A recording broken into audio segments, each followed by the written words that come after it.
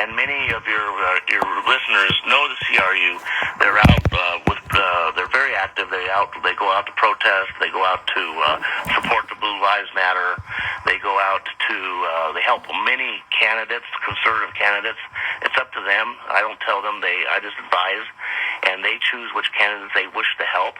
And so you'll see a lot of our CRU members. There's about 140 members helping out candidates all across the state of Arizona, conservative candidates. Well, Dr. Loftus, if you let me just step in here for a second because I'm kind of confused. You've been their advisor for 4 years. So why all of a sudden the change? Why all of a sudden, and what's your background? Because I have your resume. You've been on the show many times. I mean, you're as accomplished as anybody else there. Why the rule change from ASU to no longer allow you to be this group's guide? It's nebulous. We don't know. I've asked why specifically, and I've been told that some other groups have advisors who don't advise and help out their students. And so they've set a new minimum standard for advisors, and just by the title that you hold, it qualifies you to be an advisor or not. So the lowest academic level, which I am, is a instructor. I can't advise them anymore. And so I'm actually appealing to the other ASU faculty that listen to your show, to their conservatives, to step forward to help out the CRU, because they are, we need an advisor, otherwise they're going to be shut down permanently. So that was my next question. What is the fate of the CRU? Right now, they've been suspended, but didn't I just hear you say that if they don't come up with someone who is approved, with an approved academic title, they're going to be finished at ASU? Yeah, that's what I understand, and which is nuts because I've worked for ASU since 1983. I worked in the police department there. I've worked with Student Life. I take ASU students to Israel every year for the past 13 years.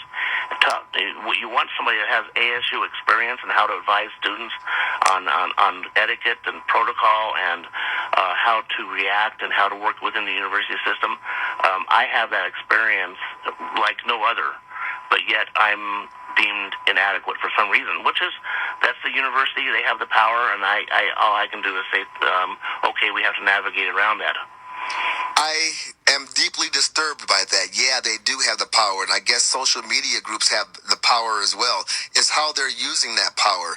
And I find the timing of the use of this power suspect as well. Dr. Loftus, I want to thank you very much for giving us some time and explaining what's going on over at ASU. I got to tell you, now I know some of the students. I do see them at events. These are some of the best behaved people, conscientious people. But ASU doesn't have any tolerance for this. They don't have any tolerance for conservative students who are agitating. Or let me take that back. Who are very active on their campus. When it comes to agitating, when it comes to a group that's dangerous, you've got Antifa, and Antifa has a huge presence on ASU's campus. I wonder who their advisors are. They probably have accredited advisors. You know what? They probably don't have any advisors at all. They don't need any.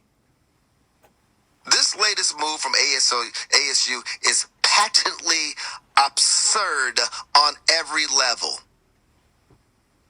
And I do hope that a conservative professor with the credentials steps up to take over this role to advise this group.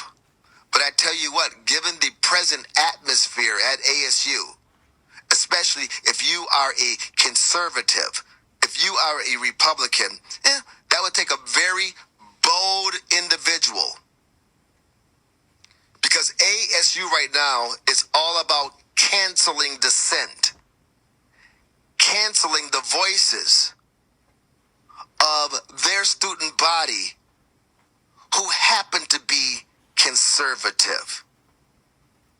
They've got some explaining to do, and I tell you what, if I'm a parent, I'm not paying for that. This is absurd. We're going to talk about some more cancellations going on. Attorney General Barr has some bad news for the Trump administration and those of us who support it. That'll be at 6:48. October is a